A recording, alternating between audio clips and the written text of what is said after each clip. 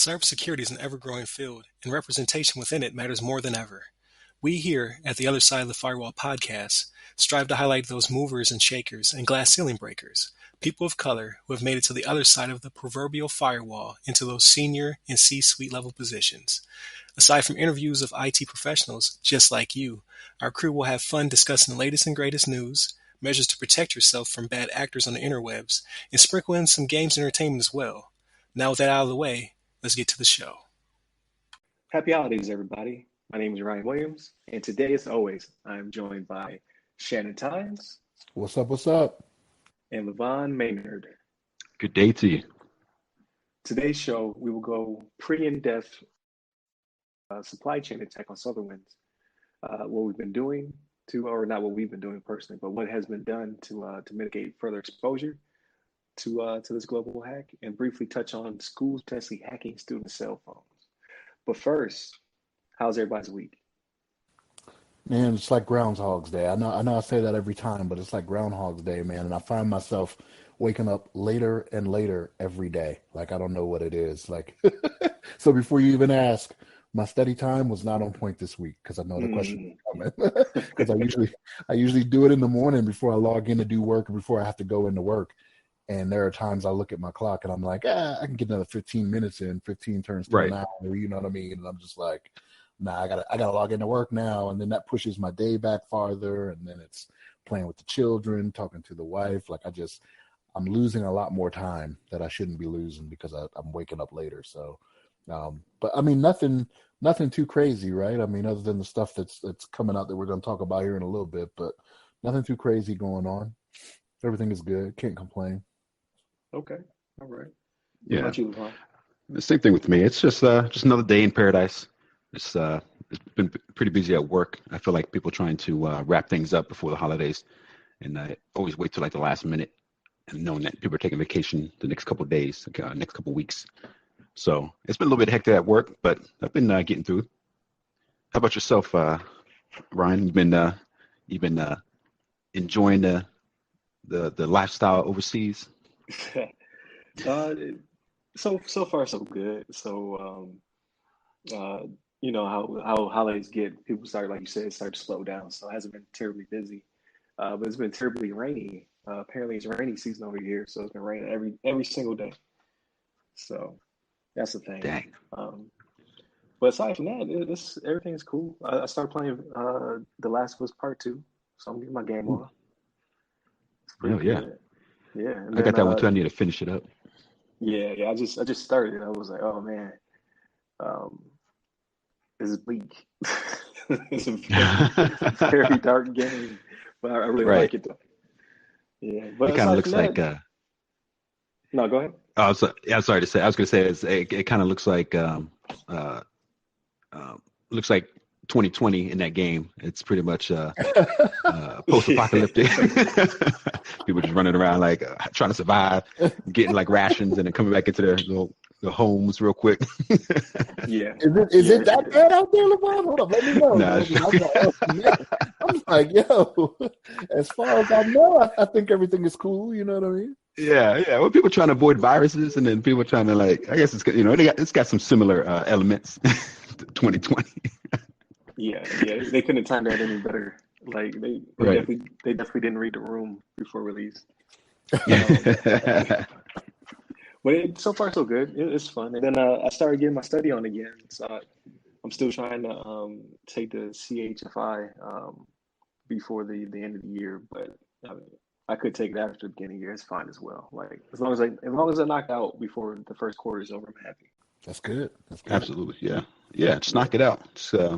I know it's tough sometimes trying to set aside time and kind of really focus on it, but I think from your degree, you probably have a lot of the information already. Hopefully it's still in the you still haven't you haven't forgotten anything yet, but it's very similar to some of the stuff we did together in the in that master's degree program with WGU.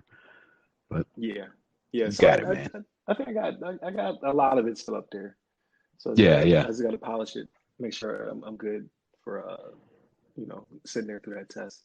This 2 weeks. So last episode we talked about FireEye and all of that and the compromise and all that good stuff. And then it just keeps on rolling. More and more information is coming out. More and more um, just crazy cyber news after I just got done complaining about the only thing happening is ransomware. But nah, 2020 is not done with us yet. So for topic one, I give it to you, Shannon. All right. So actually, what we're going to reference here is coming from the site The Hacker News, actually. And for anyone who hasn't heard it, and this is your first time hearing it, I don't know what rock you've been under, but what they say is that U.S. agencies and FireEye were hacked using a SolarWinds software backdoor. All right. Now, the reason this one is scary to me, okay, is because it was a supply chain issue, right? So what they say here in the article is that state-sponsored actors allegedly working for Russia have targeted the U.S. Treasury, the U.S. Commerce Department, and National Telecommunications and Information Administration, NTIA, and other government agencies, right, to monitor internal email traffic as part of a widespread cyber espionage campaign. Man, I can't talk today. And this is very scary because in this instance, people that were using this product were not doing anything wrong, so to speak, if that makes sense, right? Because here's the thing, like the attack surface for this, it was at confirmed as of right now, 18,000 customers of SolarWinds were affected by this, right? Like I said, to include FireEye, Microsoft, Treasury Department, Commerce. Actually, one I forgot earlier was the Department of Energy, right? And if anybody who knows Department of Energy, they also deal with some nuclear stuff, you know what I mean, for us as a nation. So that's what makes that kind of scary. And like I was saying before, it's a supply chain attack, right? So what that means is they were able to get into how SolarWinds uses how they create their patches to distribute to everyone, right? And that's what makes it scary because you were going to a legitimate site. It's not like you were going out to the dark web or something trying to find some patches or something you didn't want to get from their site or do something along those lines. They were infiltrated intelligently. You know, they hate to give them credit for this, but they were infiltrated intelligently for this, and it's believed to be Russia. I mean, we have a lot of our senior administration officials that are coming out saying, yeah, we're pretty sure it's Russia, right, that did this. And these are guys that are looking at this all the time, right? So I'm not going to sit here and say, okay, it's not them, but people that are in the know and that are putting a lot of time into this are saying that it is, right? And for this has been going on actually longer than what you would probably like to see. They're saying as early as, well, this article in the Hacker News says as early as spring 2020, I believe it was, that this all started going down, right? Right. But it was another article I read earlier today, and I want to say, I think it was CNET, that said that they think they may have been doing this. They may have been practicing this and did a dry run back in October of 2019. So they did a dry run without actually implementing any software, like doing the whole backdoor thing, and then went and tried it back then, back in October of 2019, and then did it for real, like doing the real thing in the spring of this year. So this one's nasty, man. This one's nasty because, again, nobody did anything wrong. Everybody, if you went and did your patches like you were supposed to, you could have been caught up in this, right? And if you go to the article, it lists the affected parts of SolarWinds, because it wasn't SolarWinds as a whole. There are some pieces of some of the support tools for their systems that were not affected, right? And SolarWinds actually did put out a security advisory for this, telling you what you need to do. But yeah, this is something scary, man. This is crazy. What's your thoughts, LeVon? Yeah, I think it is pretty crazy. It's pretty intense. I don't know, the whole thing with the like you mentioned, the fact that it was, I guess essentially they took over like whatever system that was providing these updates, and they put a bad update out there. So like you said, people were unaware of what they were doing. They're trying to keep the system up to date with the latest security patches and things like that. But it's actually a patch that actually made your system vulnerable. So it's like, it's such a kind of contradiction to what you feels like a a good habit as an IT professional to make sure your systems are patched. But at the same time, I'm kind of curious, the system that was compromised with the updates, like how, if there could have been more done there to try to identify, some compromise on that system that maybe was missed, especially something that's so important that maintains like updates on like I guess global SolarWinds systems. You want to make sure that system has probably the most security available compared to any other system out there. But I think it's a very interesting story, and I think it's one of those things that I think has been going for a long time as far as the kind of the fallout from it. Besides the fact that this supposed Russia group was able to get into all these systems and access internal networks. You got to imagine all the things that they may have left behind, all the modifications they made to these networks. It's going to have to be so much forensic investigation on all these systems that have been touched, all these companies. They have to look at everything to see, oh, this looks different from what it used to be. Like they changed some data around, they retrieved some data, they implanted some backdoors and some other systems that they don't, they have to pretty much scrub the whole environment, all the clients, all the servers. They have to make sure there's no residue, no potential, like, I don't know, follow up from this group to be able to access their internal network again. And I think that's, I don't know, I think I heard some security experts say that could take years for them to actually, many companies to actually kind of go through the that extent process. of what it was, like how far in it. Yeah. Sorry to interrupt you real quick, man. Just to throw a correction out there, I said CNET. It was actually Kim Zetter from Yahoo News that reported the dry run back in October 2019. Right. So my mistake on that. Oh no, it's all good. Yeah, no, it's just such a big thing. You can really like talk about this like all day because it's like there's so many elements to it, and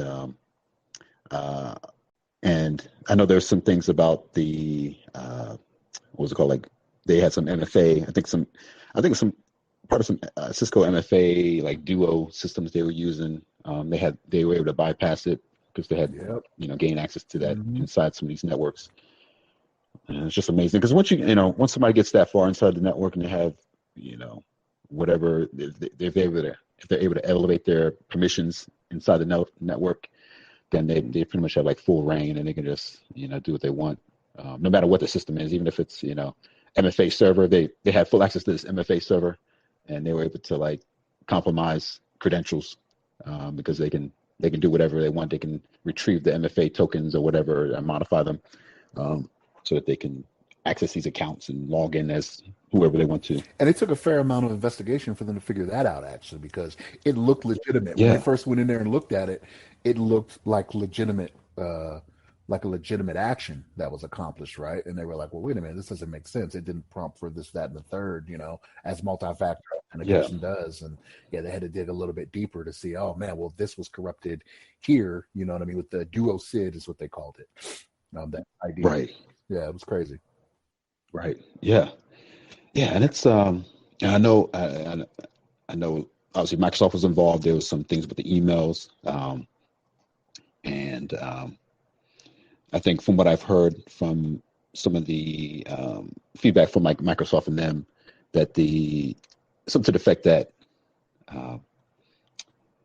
none of their systems were particularly compromised. Like it wasn't like they hacked like Microsoft's systems themselves, but they got credentials with people that had access to Microsoft systems or had like email accounts and things like that. So they were able to like log in as a regular user, go into the email and then access whatever person's email data, as well as like any other kind of like system that they had out there, maybe some, I don't know, SharePoint or whatever systems they had on their network. They were potentially able to get into that. As well as create some email accounts, right? That were legitimate in the domain. That's another thing, right? So yeah. It's like once you get in that, get past all those barriers and you're inside the net, and you have, local rights, just like anybody else, you can do pretty much whatever you want. And just kind of build off of whatever like access you have already and potentially affect the entire network, especially if you have something that's like, don't know if you get access like a domain controller or something that's like, something that's authoritative in your network, and then all of a sudden, you just have full reign of the infrastructure. But it's a concerning thing. I think, I don't know if somebody said that this was like one of the biggest hacks in a very long time to ever like infiltrate U.S. networks. I don't think it's been anything in this scale in a long time. Yeah, I think they said it was the biggest breach in a decade. Just because how many Wow. different vectors they were able to use to infiltrate these systems. So SolarWinds is the biggest piece of this, right? With the 300,000 customers being vulnerable, they found out that, like you said, 18,000 did have this Sunburst backdoor that allowed them to basically collect information on anything that the SolarWinds system touched. So all their infrastructure and any other node on. But also, what's coming out is some more of the FireEye tools that were out there have been leveraged to, like you said, disrupt multi-factor authentication. So, like, that's basically they have the keys to the kingdom right there. As well as now they're seeing that VM also has some vulnerabilities that they were using to basically get into these systems and collect whatever information they wanted. So, full scale invasion, and we won't know, like you said, Yeah. for years. Collected right now. I think Shannon mentioned the amount of work going into all the forensics, right? They're saying Right. that it's going to cost millions of dollars because these people are working overtime. People are having to rebuild entire like security trusts, like Hmm. because if they're able to get in there and create email accounts, then you have to for that server down. You can't trust any of it. Hmm. It's pretty ridiculous. Yeah. Like how much they Yeah. information they could potentially have gotten. Um, so you have, like you said, the Department of Energy that controls the nukes and what have you. They said that it was only the administrative side that was Right. hacked. Yeah. They So didn't get the that's launch good. codes. That's a good thing, right? They didn't get the launch codes. That's right. But had they been in the Yeah. system long enough, who God knows what they would have gotten or exfiltrated data wise. So they pretty much touched every single important um, government agency, and then all the big companies. So it's huge. And then I heard that the people from Microsoft were doing some things where they took control over a domain that was actually being used by these hackers to basically send back data from the compromised network to say, like, it's like a check-in. The check-in will pull data from this URL to say, hey, I need some information to tell me what to do now, tell me what to connect to. So they're using this URL to kind of retrieve instructions. And so I heard that I think Microsoft took over this domain, and they had been using it as these devices, as these networks ping into this URL to actually identify who's been compromised and actually get in contact with these companies and infrastructures to let them know that, hey, we've identified that you have some agent in your system that's trying to connect to this phony domain, and we've identified it. We think that you should start to investigate your systems and prevent any further compromise. So I think that was pretty cool thing. I think that was kind of interesting. I hadn't really heard of that process before, of kind of like just kind of taking over that domain and just kind of monitoring the connections from these sites so that people can be kind of informed of what to do next. Because imagine just being in your network and you don't even realize you've been affected by this. You're like, oh, I think everything's fine. We haven't seen anything, in our network. And all of a sudden you get a call. Hey guys, I think you need to check your stuff. I think we noticed a little activity, and then you can, act accordingly. Yeah, that is pretty cool. They're able to leverage that. I mean, So I mean, the good part, I guess, of any breach that is not too damaging, because we still don't know the extent of how much damage was caused, but is that you get a new set of tools under your own belt, right? So now they're able to reverse engineer what this state-funded actor was able to do, and then learn from that and create new tools and new ways of defending the network. So was one of the most sophisticated breaches, like I said, in the past decade, which is funny because I remember we talked about I think it was the COVID attacks, like attacks on COVID research and on scientists trying to pull information, and the nuances that were in that article. I believe it was last week, because like this breach is so big, like it's taken over my memory of past events. But I think what we discussed was like Russia was doing more of the brute force attacks, and North Korea was doing more of the sophisticated social network attacks. So in this case, if this is Russia, like they definitely have um, showed out. You know what I mean? Like this was so nuanced and so clever that I no one saw it coming. And we still, like, next week we might have like a whole nother segment about some other breach that happened during the same time frame. Like we just don't know how long this will last. Yeah, for sure. Absolutely. Yeah. Yeah. Yeah. Kind of like I mentioned too, I feel like, you know, it's going to be something going on for a long time, and that they're going to have to like scrub every little nook and cranny, and they'll probably find some other systems that were compromised that were kind of like, I don't know, chained off of this.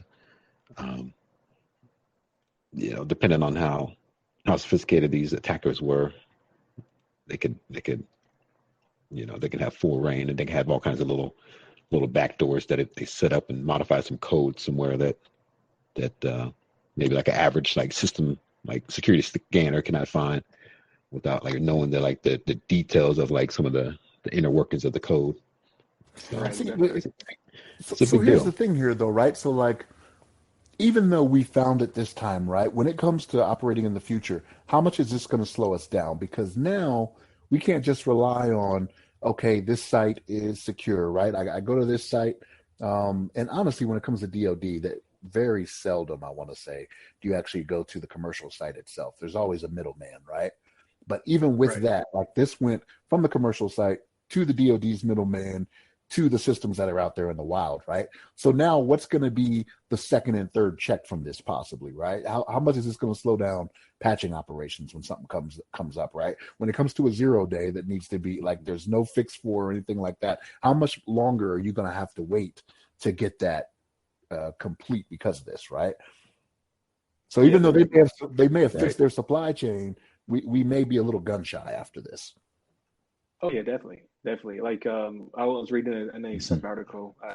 I did not grab the URL for it, but basically the gist of what they were saying was that this vulnerability wasn't necessarily a vulnerability. Like it was a vulnerability because they were able to get into the supply chain, then install this um, backdoor called Sunburst. However, when you use SolarWinds, at least in some organizations, you disable your security. What am I trying to say? Your McAfee or your other type of Your host-based your, your host-based security. security system, yeah, Yeah, basically you turn those off because wins as being a threat because a threat. it's Yep. actively talking to devices, pinging devices. It can shut a device down. So typically, you don't have two antiviruses on one system because they'll see each other as being viruses because they have Correct. virus definitions and things of that nature. So for you to wholeheartedly trust, I don't want to keep bashing SolarWinds because it is dear to my heart right now as an infrastructure guy. But a monitoring system, it could be it could have been What's Up Go, and NetPool could have been any of these other companies, right? SolarWinds is just the biggest.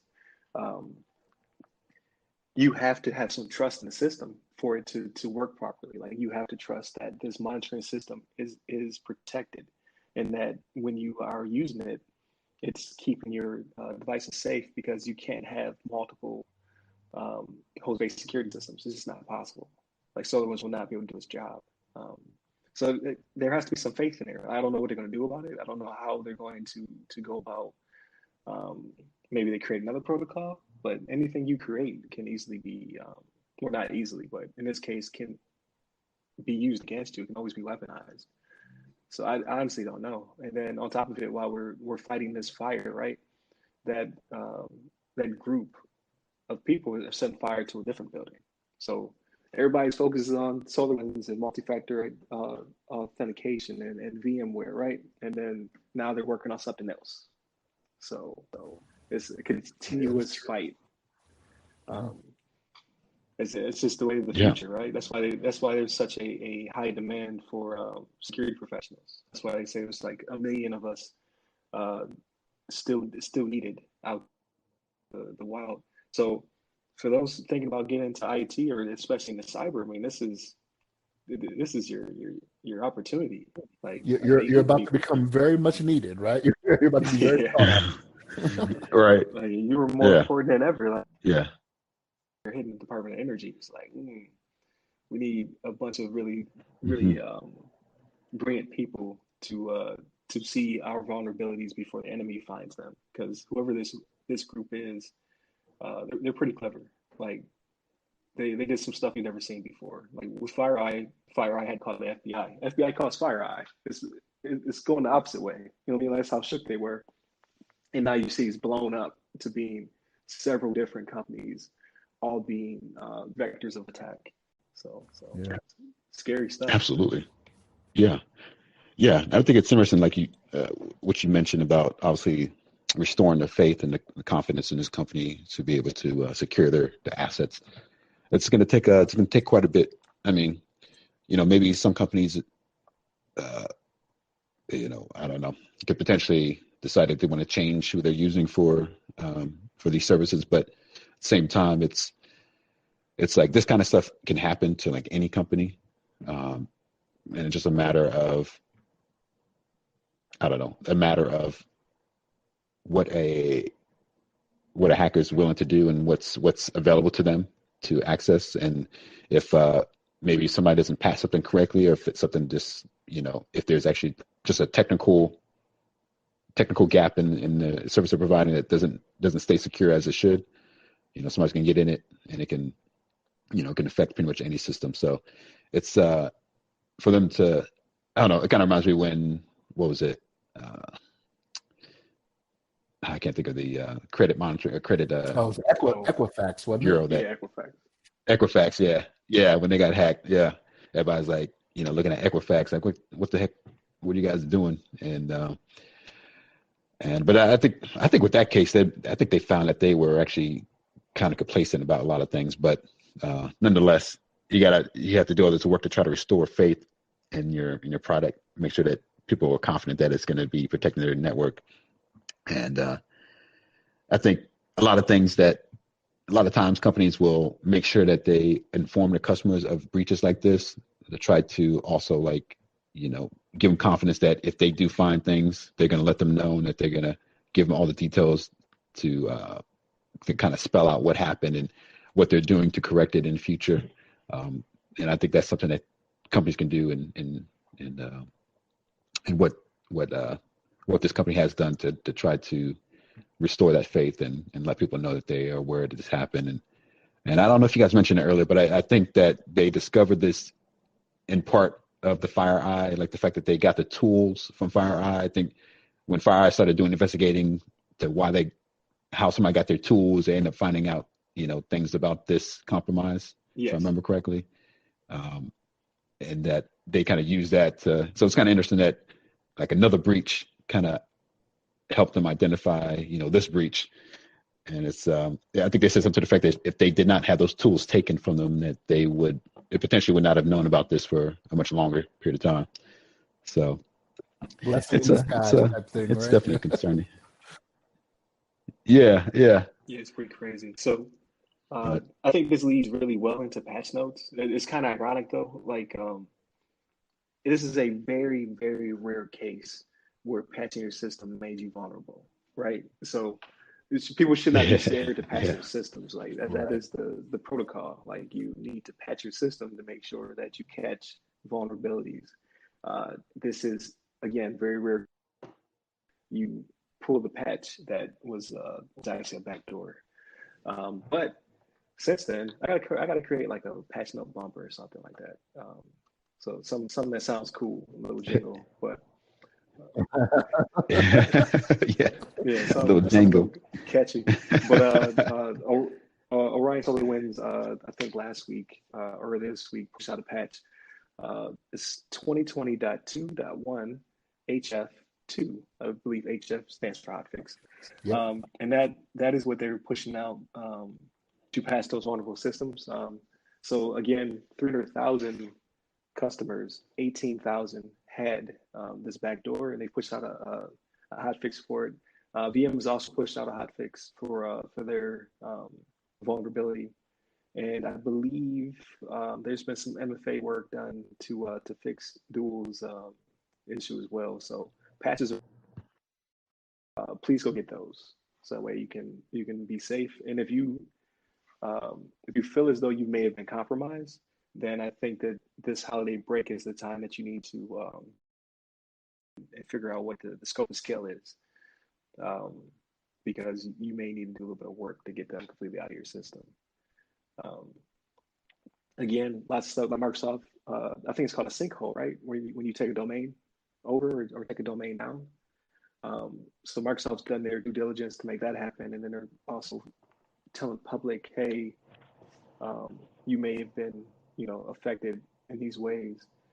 And now Orion is pushing out the patch, so it's still up to you, being the technician, the security professional, or whatever in your company, to address the scope and scale you've been affected, and then patch out the enemy, basically. So Absolutely. completely a Yeah. 180 from what we've been talking about, right? Because I have a feeling that we'll be talking about this next week too, as more stuff rolls out. They'll be like, yeah, then they took over Teslas, and Teslas are backing up Right. cliffs.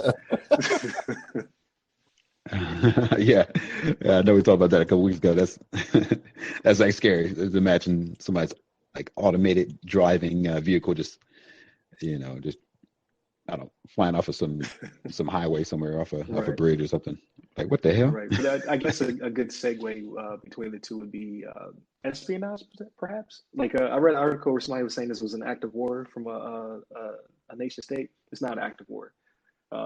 Like Hmm. if there were kinetic effects, then obviously things will ramp up. But people have been spying on people since people had stuff to hide. So Yeah, for it's sure. it's Yeah. definitely not that, but it is espionage. And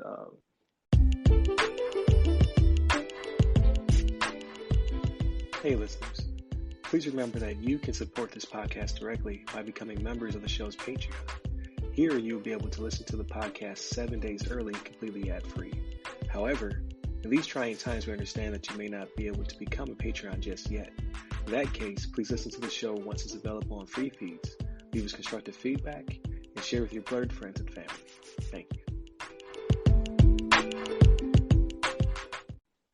I thought that this article that I found on, I want to say it was Gizmodo, entitled U.S. Schools Are Buying Phone Hacking Tech That the FBI Uses to Investigate Terrorists. So your school district may be purchasing what they call mobile device forensic tools, or MDFTs, to use on your kids' phones. So it's pretty creepy. I did not know this was a thing.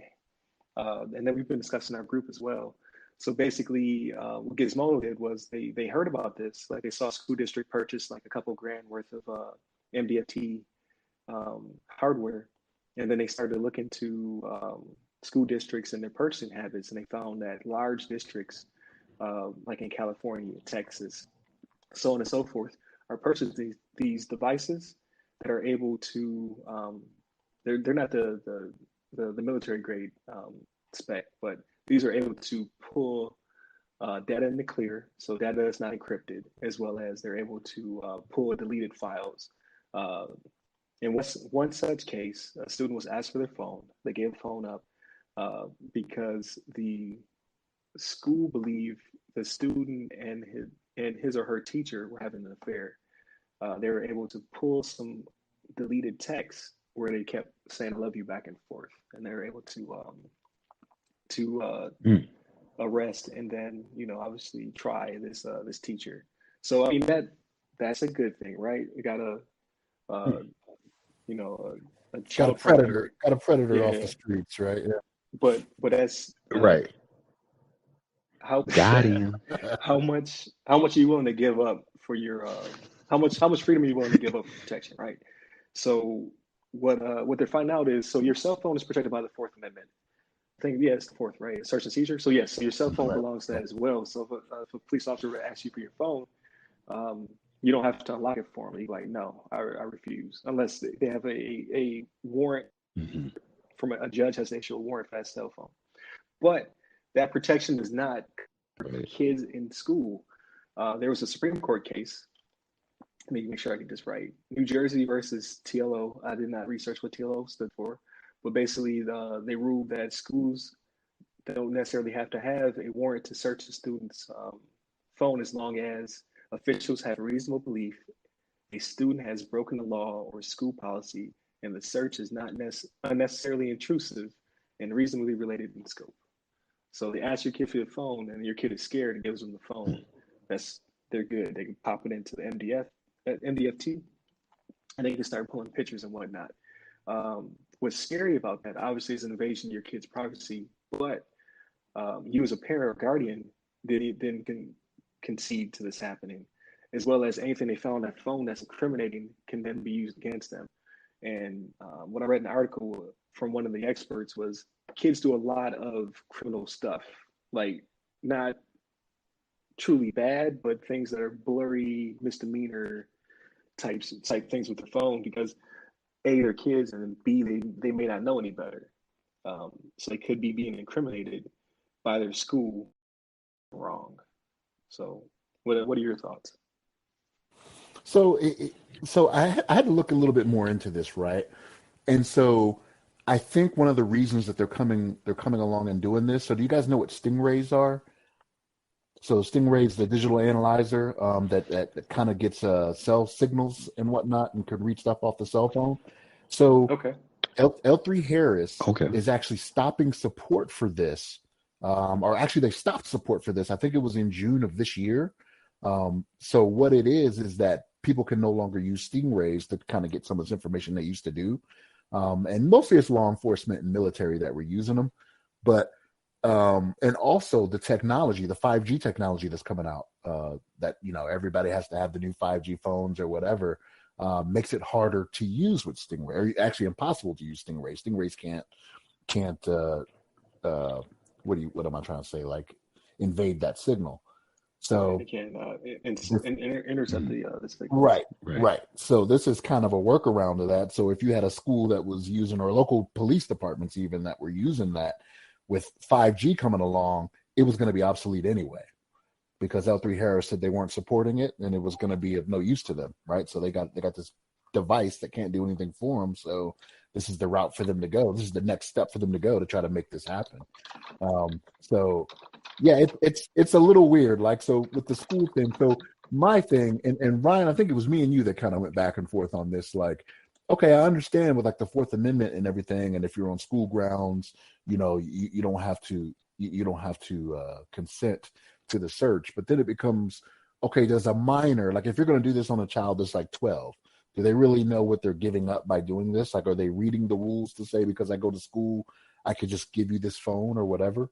Like, this is one of the things I think lawyers are going to fight this out in court. It's the whole, what do they call it? Fruit of the poisonous tree. When you obtain something illegally, right?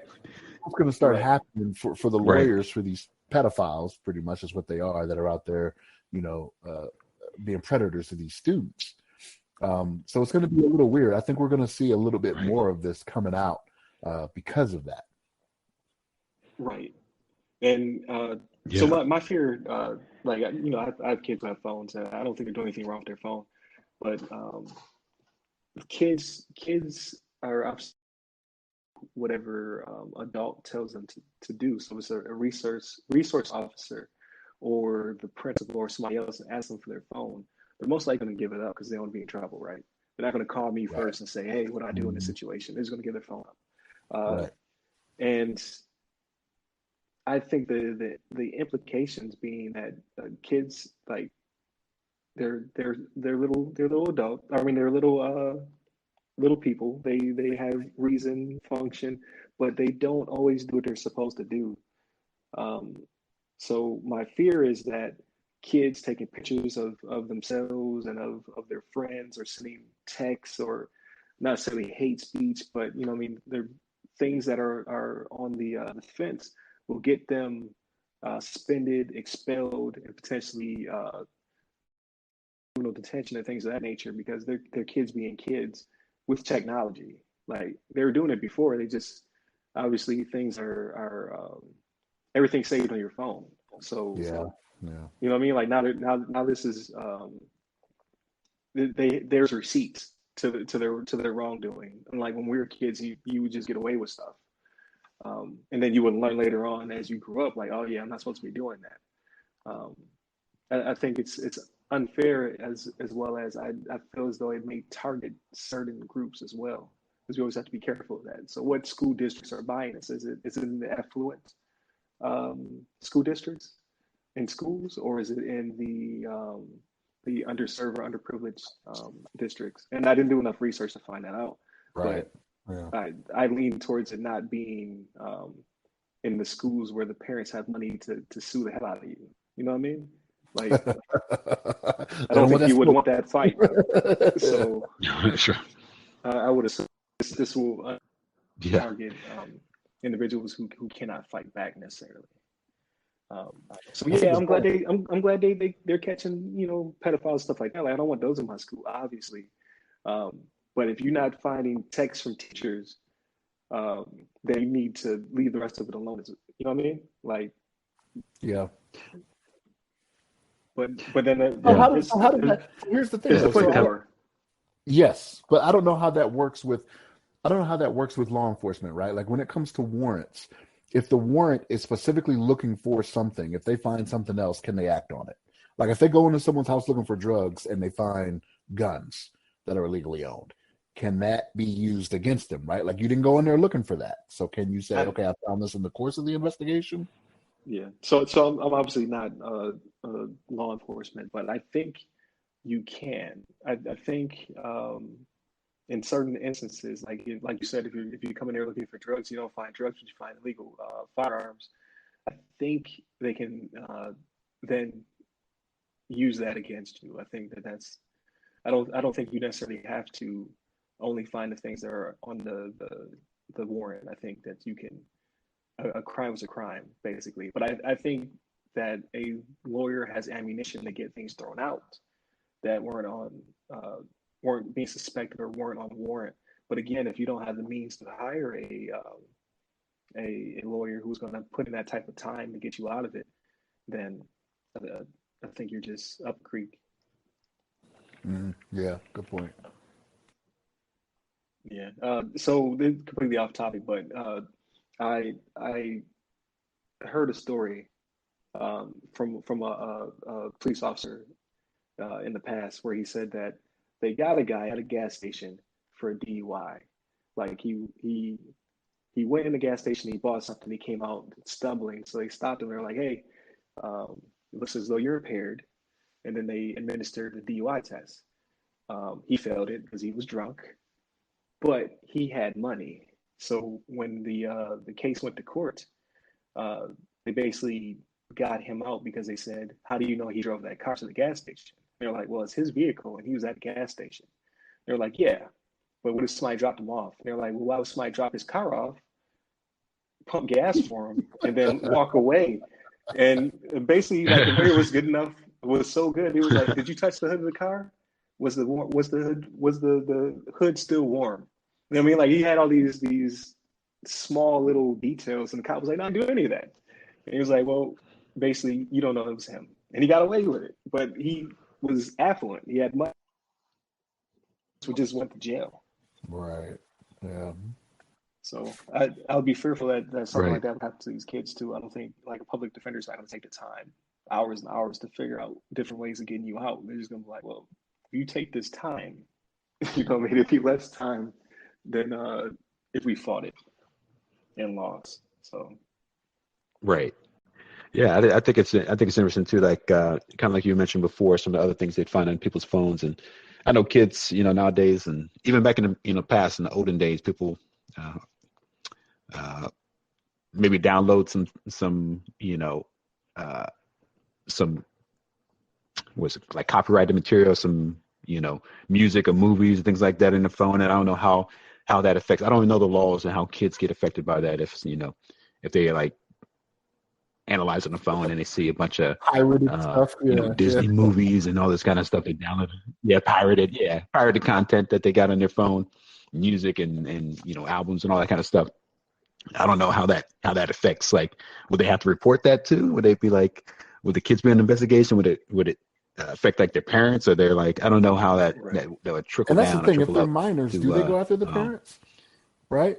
Do they say, okay, you're responsible for that? Right? right. Is it like a truancy thing? Well, Yeah. yeah. When Napster was a thing, Yeah. they were That's going what after his parents. They're like, yeah, it's a minor, but this is your internet, and Metallica's out. I think was it Metallica or like suing people I for think quarter it million was. dollars. I think it was Metallica. It was one of those big rock bands. I remember that, or I don't know, I was like, ACDC or something like that. It was one of the big ones. yeah, like right. single mother did not cause you $250,000 in losses. In You know loss. what I mean? We got one album. Like, charge me the $12. So Yeah. Right. so yeah, I honestly don't Right. know. I'm just I I mean we're over Yeah. here pontificating about the law. That's one thing. I'm if it's not cyber law, if I didn't see it in one of these textbooks, I have no clue. That's why I'm so cautious about it, because these little Yeah. freedoms we give up um, due to technology, and now the schools have the ability to look at your unencrypted data and what have you. It's just scary, you know what I mean? Like kids are Hmm. like, I don't want to call them dumb, but their brains aren't developed enough to know, like, oh, if she sends me or he sends me a picture, inappropriate picture of themselves, like I now have child porn. You know what I mean? Even though I'm a child, because I have this picture, I have pornography. You know what I mean? And you could get the same adult would get, just rightfully so, if he or she had that material on their phone. Like you're I, not protected just for being a minor. Hmm. I can remember years ago, there was a person that got in trouble. They took pictures of their own children. So, like, I don't know about you guys, but my family has several pictures of me in a bathtub as a baby, right? Right, I right. mean, like, there was somebody years ago. I remember, yeah, yeah, yeah. Oh, I It's seen out it. No, there. I'm joking. It's on the World Wide Web. But it was years ago. Somebody got in trouble because, and this is how long ago it was. They got pictures developed of them taking pictures of their child in the bathtub. You know what I mean? And it was the person at the film Hmm. development place, I Right. think, that turned them in. And even though it was pictures of their own child, and they were like, "No, this is innocent," I think they ended up. I think they ended up getting a little bit of time for that. I think, if I remember correctly, and I was just like, "Wow, like, how far are we really going to take this?" Now, mind you, nobody's going to a Yeah. film development place now, right? This is how long ago that was. Nobody's Right. doing that now, right? It's just on your computer or Right. whatever, Right. you know what I mean, or up into the cloud, right? But yeah, it is Yeah. it's one of those things, like, how far do you really take That's. that? Like, let's use a little bit of sense when we go to court for these things. Hmm. Yeah. That's a really good point. I mean, you're exactly right. It's just the fact that people would get in trouble for that nowadays, or if somebody caught you like taking pictures of your kid in the bathtub, they're like, what's going on here? Um, but it's like, obviously, and not to get too much into it, but it's like I think it all is kind of like obviously dependent on scenario. It's not like you're taking over sexualized Right, pictures. You're yeah, just like, hey, this is my kid.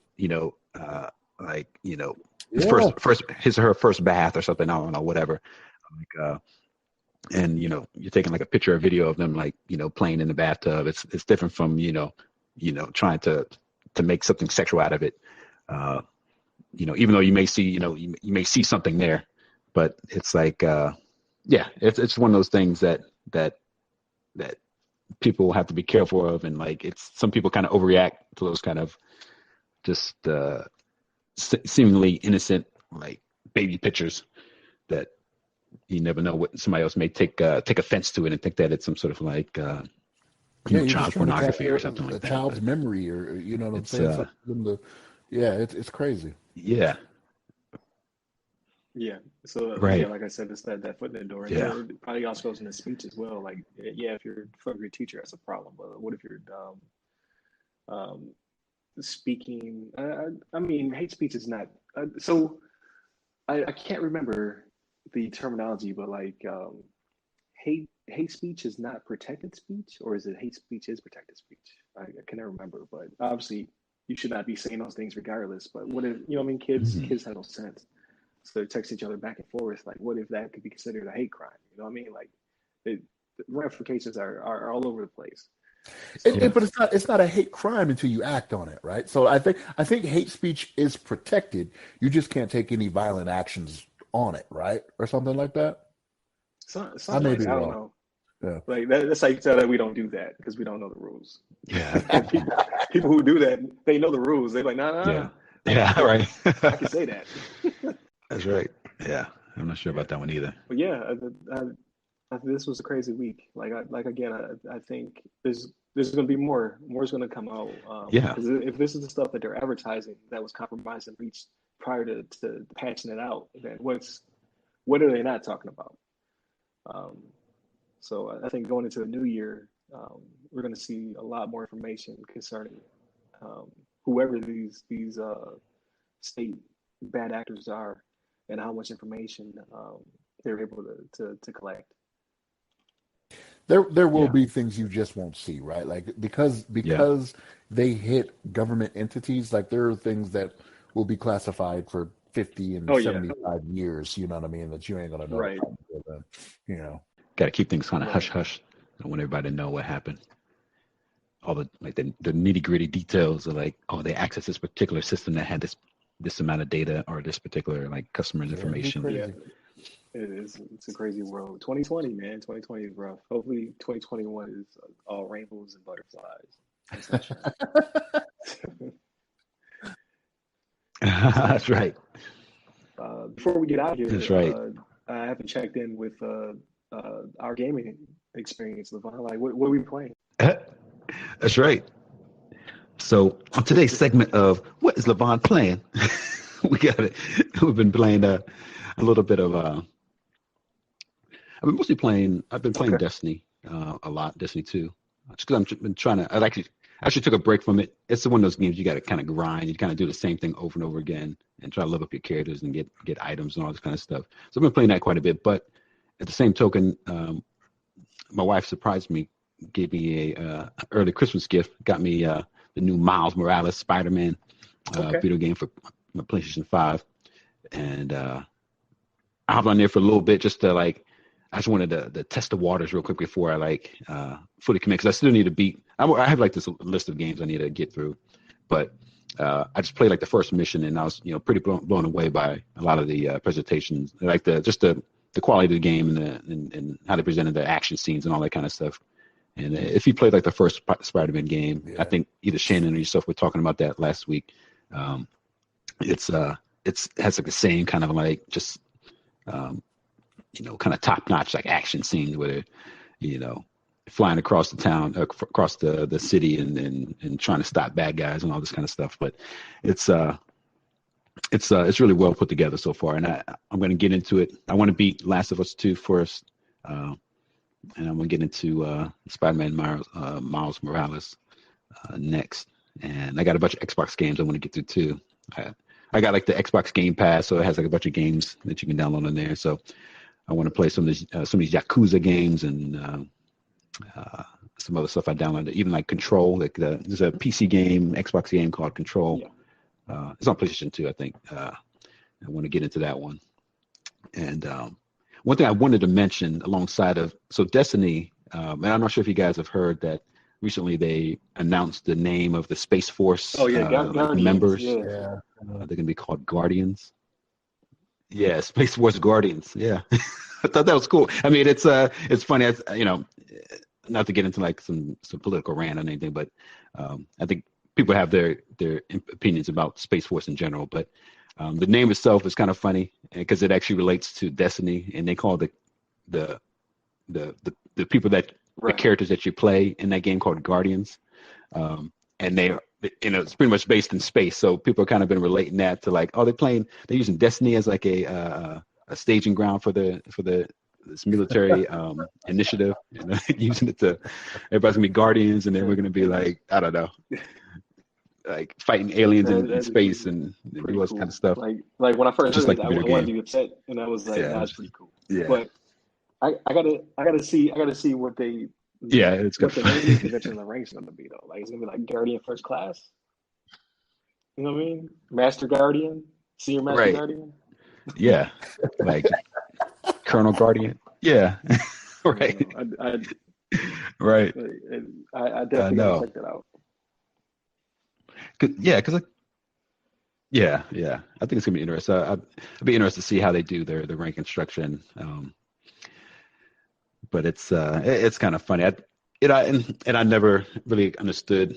I don't know, the whole premise of like, because I don't know, I thought the Space Force or the operations that they are going to be handled were kind of handled by the Air Force, but I don't know if they just want to kind of separate the duties and make it more like isolated, that only like there's a dedicated branch, a dedicated section that's focused on space, and it's not like a culmination of Air Force maintaining like our airspace on the planet Earth, as well as our orbital airspace, space. I see where they're going with it. Like the implications of the future are pretty cool to me, because at first I didn't like it, right? Yeah. I'm an Air Force veteran, so I'm like, nah, man, just keep that where it's been at. We don't need no other branches. But then the more that they do, the more I'm starting to see that. Not to say that these things were put on the back burner, they just weren't the primary goal. So to give it to somebody else and say, hey, listen, all these things that we work either laterally or we've been pushing back because we have more pressure, and give it to somebody like this is going to be your primary job, shows like they hit the ground running with it. Like other countries already have space forces, so China has one, right? And China's already doing stuff with their space force. You have Russia. Yeah. So Russia demonstrated, I want to say 5 or 6 months ago, they maneuvered a satellite close to another satellite that was decommissioned or not functioning properly. So another Russian satellite, so they moved a satellite next to a satellite, and then they ejected something from that satellite and destroyed the inoperable satellite.